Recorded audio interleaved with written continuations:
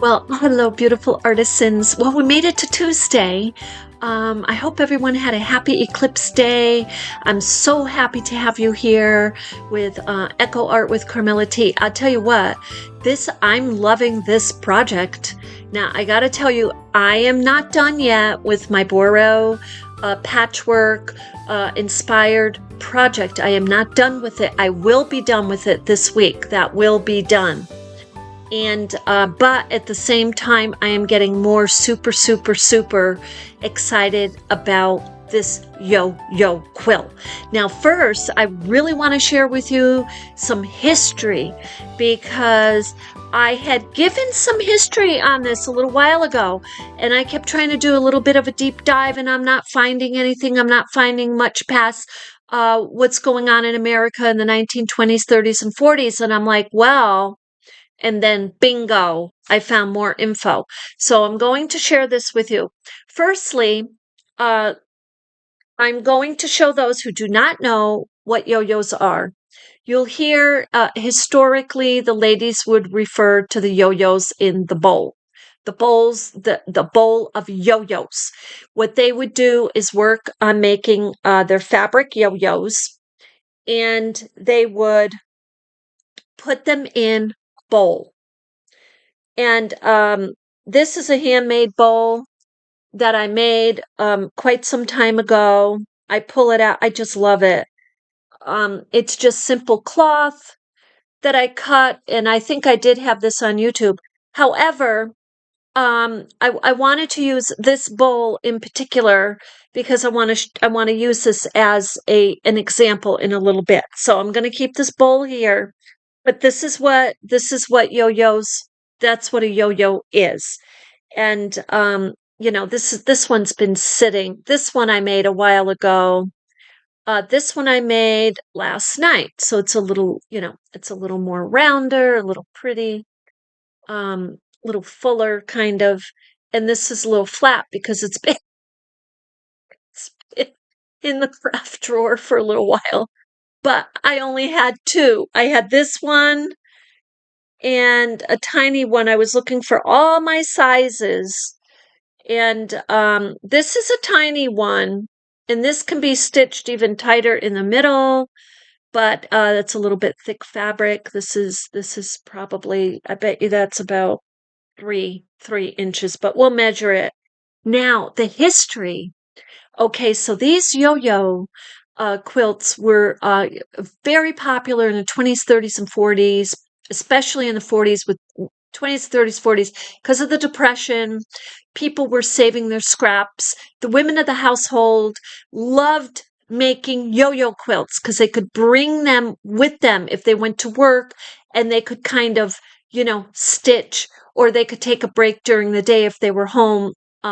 At home, and they could work on these easily, or if they went on the trolley or whatever they went on in those days, the horse. But so they only had to worry about pieces of fabric. And this is the type of project some of you were like trying to figure out how to do your Boro Sashiko quilt while you're sitting. Now, the blocks and patches of your Boro Sashiko, you could totally do while you're sitting on the couch. But this project is totally a sit project. I mean, it is. And then only when you get together and you decide you're going to put it onto a blanket or a sheet, or you're just going to connect them. Connecting them, you might, until you get oriented on how to connect them, you probably want to just have maybe your little lap table in front of you so you can see how to connect them. You can connect these in blocks. You can connect these, lay out your whole design. You can make like an initial. These are very popular with flowers. These were used because they have a flowery kind of vibe going on. And they were even referenced as rosettes at some different times in history. Now, with that said, historically, so anyway, you're coming up to the 60s, and there's somebody who invented the yo-yo, like the toy, the yo-yo. Not parallel to that, these yo-yos, fabric yo-yos, became popular. So that was just kind of something that happened. Maybe because of the name, yo-yo. Anyway, I did find that in the 1600s, these fabric yo-yos were made in the UK. So they were in fact being made in the 1600s, and they were referenced as Yorkshire daisies, and this is where you can find the Suffolk puffs. So this is the early 1600s. They were making Suffolk puffs. I'll write this in the content so you can see. Which is the yo-yo, but it's stuffed with filling or maybe scrap fabrics, something that's or batting, something that gives it warmth. So you could see probably why the word quilt came up after a while, because you've got the top layer technically here, you've got the bottom layer, and then if you had batting in the middle, that would be considered a third layer. So now I found another site called selvage.org.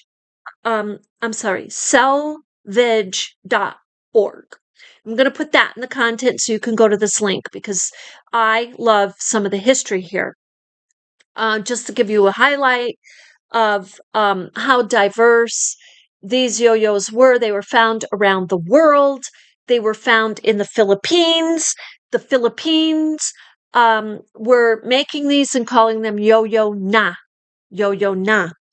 And then they were found in North America, and they were found in Brazil, being used as embellishments for blankets, clothing, hats, bags, pot holders.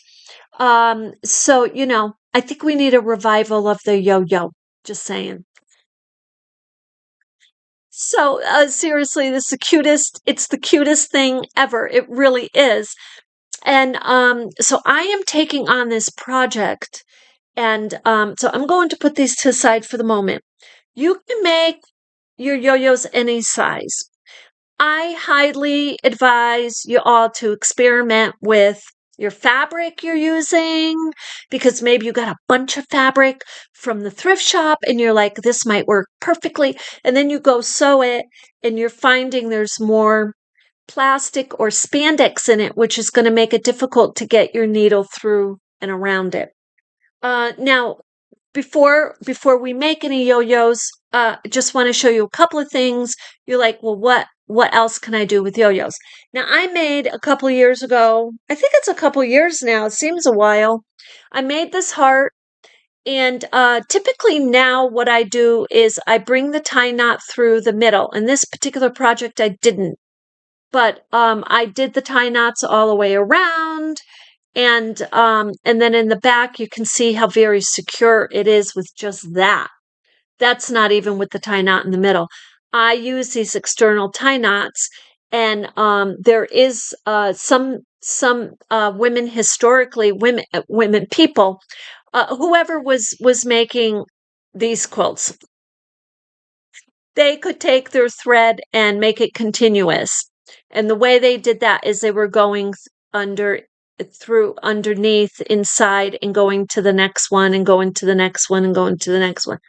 I don't do it that way because for me, that I just, it's very uncomfortable and I don't like it. I like this way much better, connecting from the outside, tying the tie knot, and doing it that way. I'm not wasting the thread because I'm pulling it up. I'm using it. I'll show you how I'm doing it. Just pull it up from the tail and the length that you want and then tie. So that's a heart. This one I think I showed you the other day. It's just oh no, I didn't. I'm sorry. I'm really sorry about that. I'm referencing a little video I did on basics to yo-yo quilting over on Patreon. I use this as as an example. So I did that little video because what I want to do is have people be able to have a go-to place and find what they're looking for. So in collections, what they call it their collections, like a collective place or hub. You can go and in the category of eco art, creative prodigies, it's creating, it's how-to videos, it's showing you how to do different things. You're going to find this in that hub. You're going to find this, you're going to find how to do Boro Sashiko, or you're going to find if I've done one on Kawandi, which I'm going to do, but you're going to find the basics to these and the basic how to projects. So they're not as lengthy as our YouTube, where we're kind of doing a work along and talking a little bit more, but it's more, you have this go to and you can go to it and find it and look, find what you're looking for. So this was meant to be like a table mat. You can use these as wall hangings.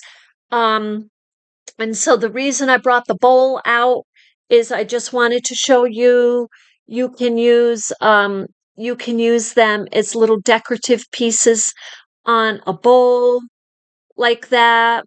And no one says this, but you can write on these.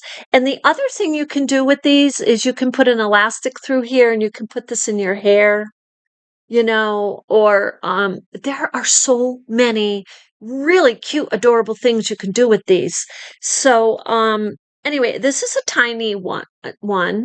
So I think I showed you that, but that's tiny. It's about 3 inches.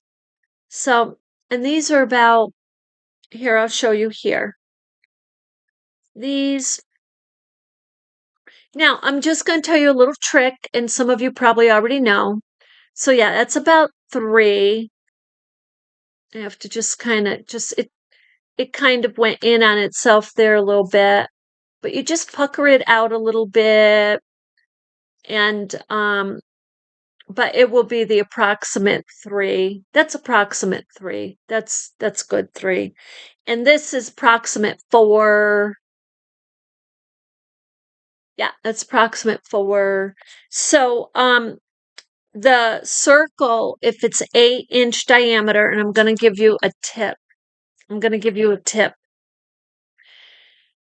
This is a cover to my stovetop, to my stove.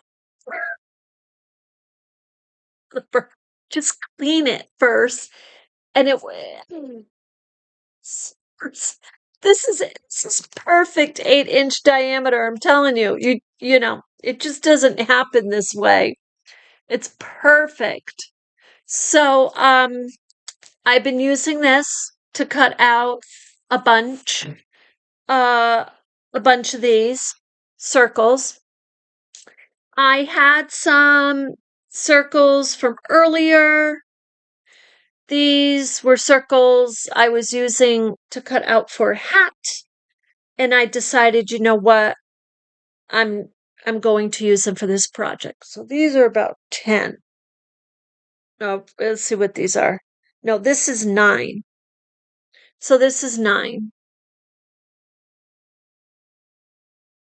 That's probably why I didn't use it, because I really wanted a full 10. I got about 9.5. But this is another size. So this would be another size. So I'm going to sew this one, use this one as an example, because these are the same size as these, as the whole bowl. So when we sew this one, you'll be able to see the difference in the size with that 9.5-inch diameter. So now a couple things, and I just want to say this while I'm thinking of it before we start sewing, is, and let me have a sip of this coffee. Now, another thing is just to emphasize a little bit on the fabric. If the fabric is bulky, it's totally going to make a difference in the size of your next yo-yo, very ever slightly. And like, you may not notice it, but when you go lay out your pieces, that is when you will notice it. So and because of that, I want to make this definitely into parts videos because there may be questions on the layout. Sorry, it's a jet. What we're going to do in this video is we'll make the yo-yo, and someone asked me if I could cut out, yes, my shining star. I have a shining star on Patreon, and she asked me to cut out more yo-yos. So what I'm going to do that here, and then as I work on my project going along over on Patreon, I will be I'll do that more, like I'll share that more with you over there, because I'll be working in my studio on this and I want to bring you along with me. Let me see if I have any fabric. Yes, I do. Let me just grab a fabric. And I'm going to tell you also why I'm so excited about this. I'm just going to tell you right now, because I got this and I shared this with you. This was $1. This is a soft flannel sheet. This is lovely. This is like new. I mean, this is new. This is beautiful. I mean, look at it. You know, think of Yorkshire daisies, think of flowers, you know, little florets, what different names synonymous to our yo-yo fabric. So, I'm doing the whole sheet. I'm doing the whole sheet of yo-yos. I was going to cut it down to 40 by 40 because I did a 40 by 40 yo-yo quilt a couple of years ago for the project here in Vermont, and volunteer, and it went fairly quickly. I didn't think it took me that long. Now it does take a little bit. You got to sit and sew. This is a perfect sit and sew, but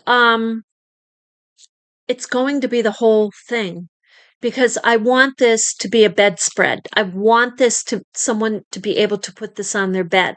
And this will be a main event at my craft fair for September. It'll probably take me that long to make it, but we'll start now. So anyway, that's why I'm super excited. I don't think it's going to take me that long, seriously, because I'm going to tell you another trick, another thing. I am going to first, I'm going to make a bunch of sizes like this. Now, I am not sitting down and sketching and measuring, and I'm not doing that. I want to create, and I'm not sure what if I had a perfect design in mind, I would go with it and I would focus on making everything work in measure to that design. But I don't have a specific design. The closest I'm getting to that is maybe different daisies around. I don't know, but it all depends on what I have to work with. So I will be working with the larger. Now this is 9.5, and the one I saw a lady working with.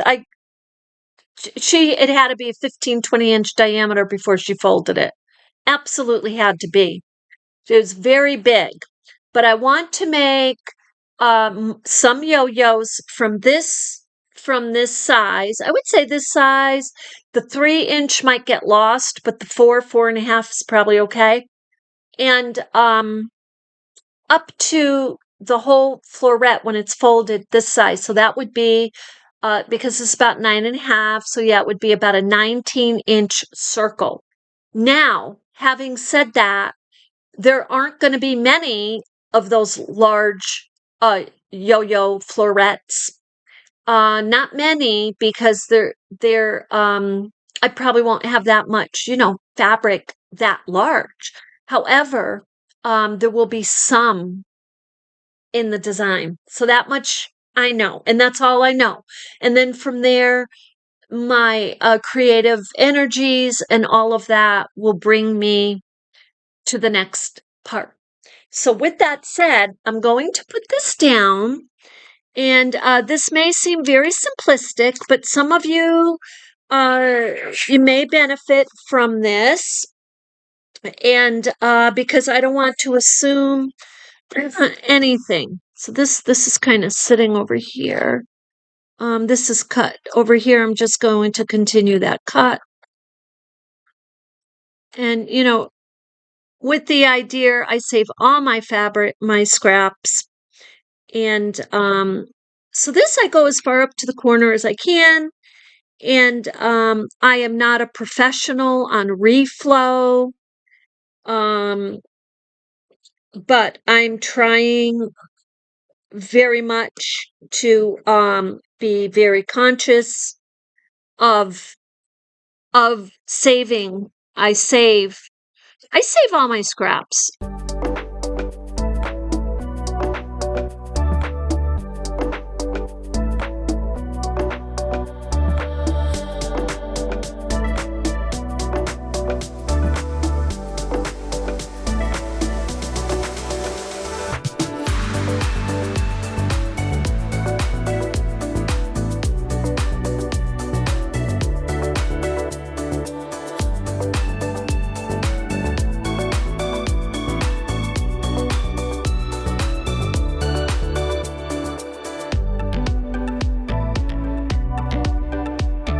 So this is all I do is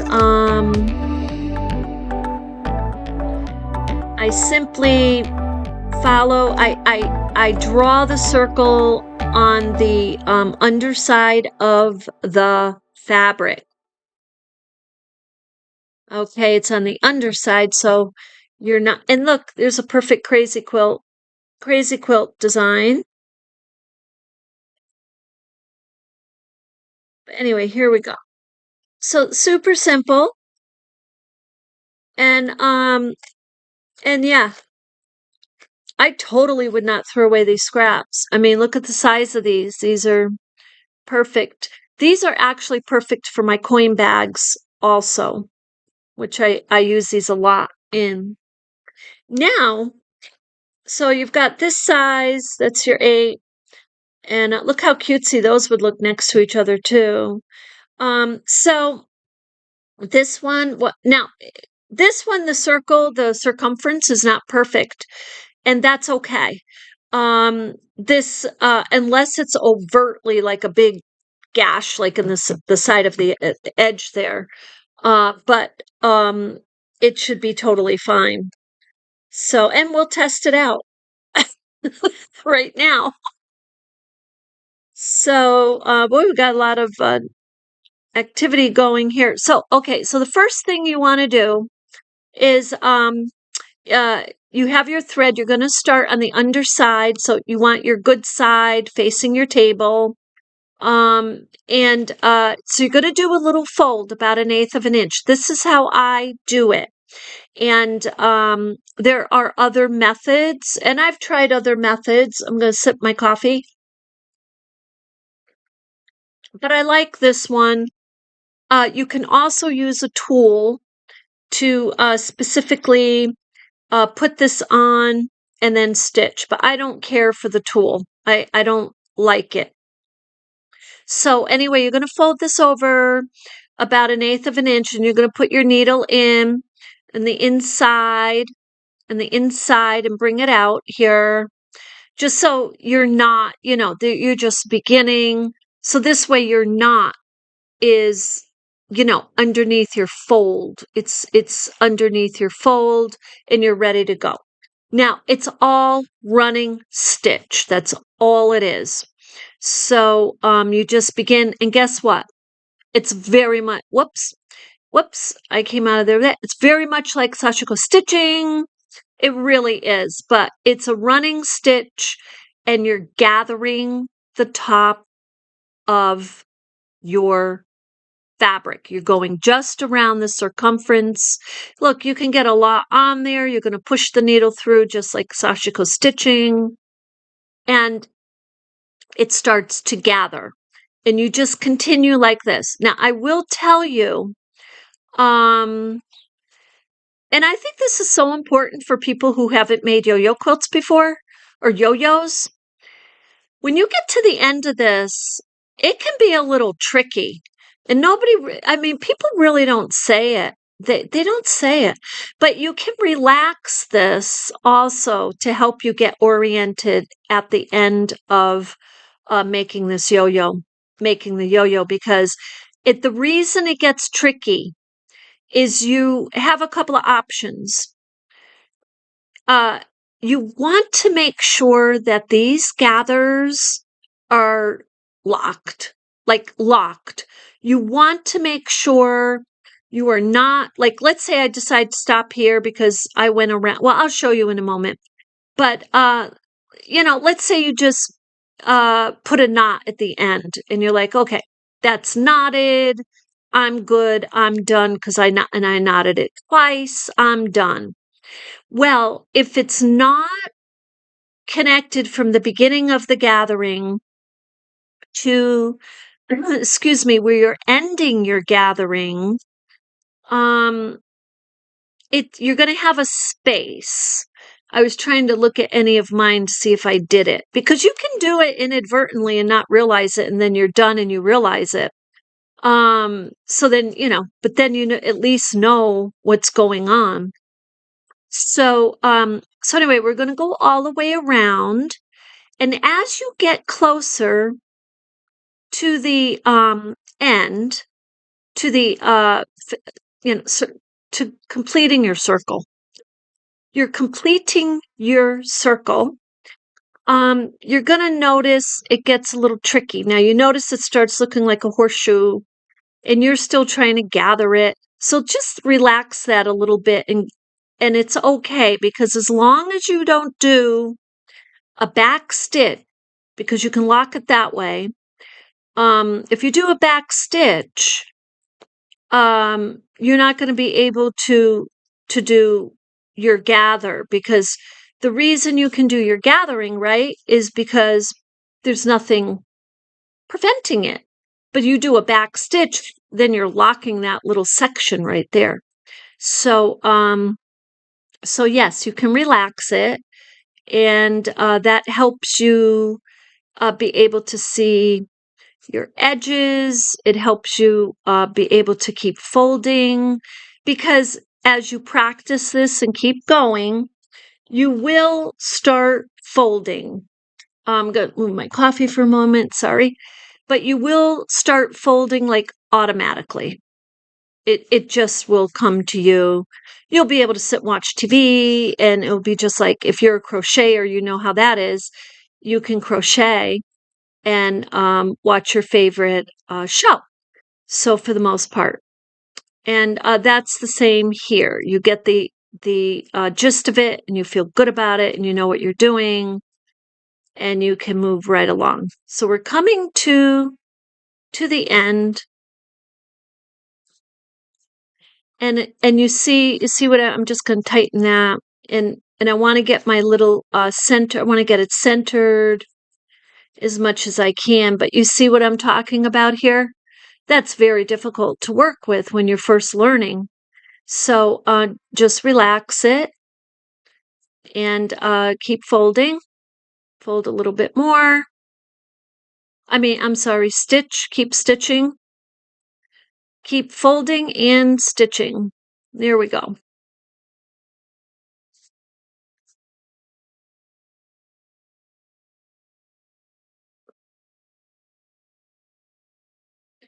And we are almost to our end. Now, when you get to this point, you really, really want to keep an eye on your fold. You want to keep an eye on this, because if you don't, it's very easy, especially for beginner, to sew this stitches without folding it. And then you get to the end, and believe me, you can get confused between the beginning and the end. It happens, especially if you're trying to go reverse and lock it But anyway, so just keep folding it. If you have to, keep relaxing it. So you're very oriented. You want to make sure this is well, and be careful with pins. If you're pinning it, you could really jab yourself at this point because you don't have a lot of space. So anyway, so you can relax it, get your couple stitches in there so you get oriented. And now we're at the end. So I'm saying, okay, I am consciously making sure my edge is folded and right till I get to the end. Now I'm going to show you right here's the end, and so I'm going to pull this through, and you'll see here. So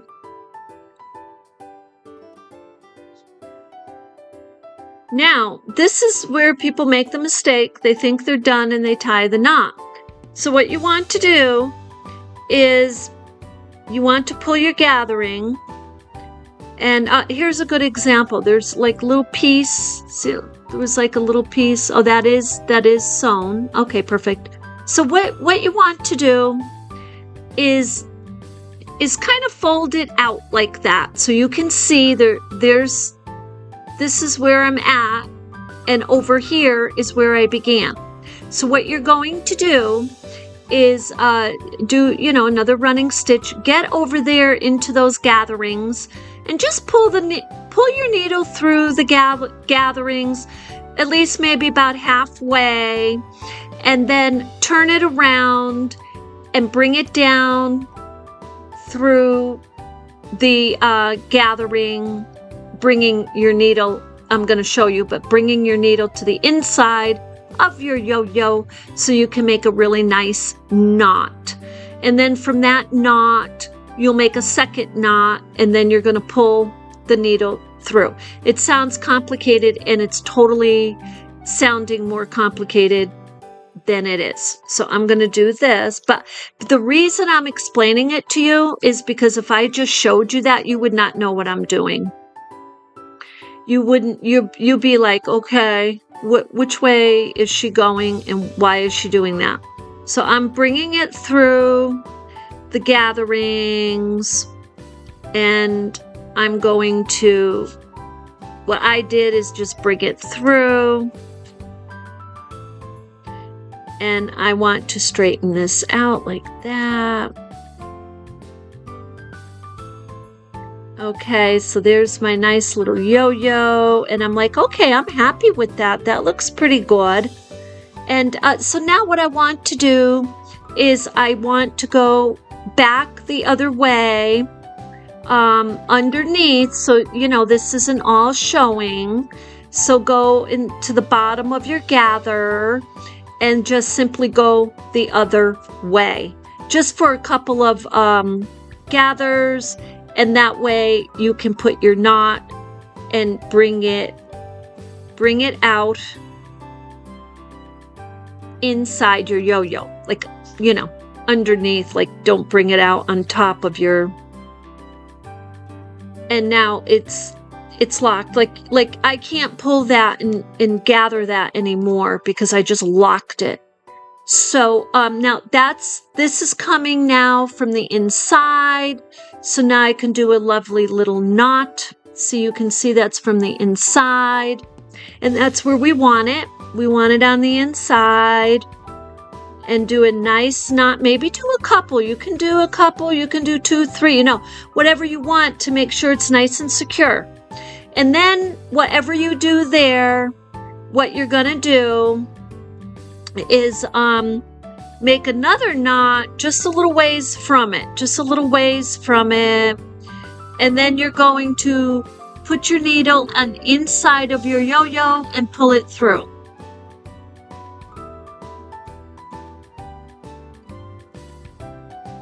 And the reason you're doing that is you're bringing your string in. If you forget and you pull it off, because I did that on my other video, it's just like tuck it in. If you forget and you pull your needle off the thread and the thread is out here, just tuck it in, because what we're going to do here anyway is we're going to clip it, and we do not want that to show. So we're putting it in anyway. So that's how you make a yo-yo. Super duper simple. And I think you're gonna, like, this is gonna be, if you never made one before and you make one, it's like, especially if you have some good fabric that you're loving, you're gonna be hooked. So this goes into the yo-yo bowl. Anyway, I hope that you love this, and I will see you in the next one. Today's Tuesday, so I'm gonna make a bunch more yo-yos, and once we get the yo-yos made, so the next video I'm going to start laying them down, and we'll see what happens. That's gonna be major. Anyway, you have a beautiful day.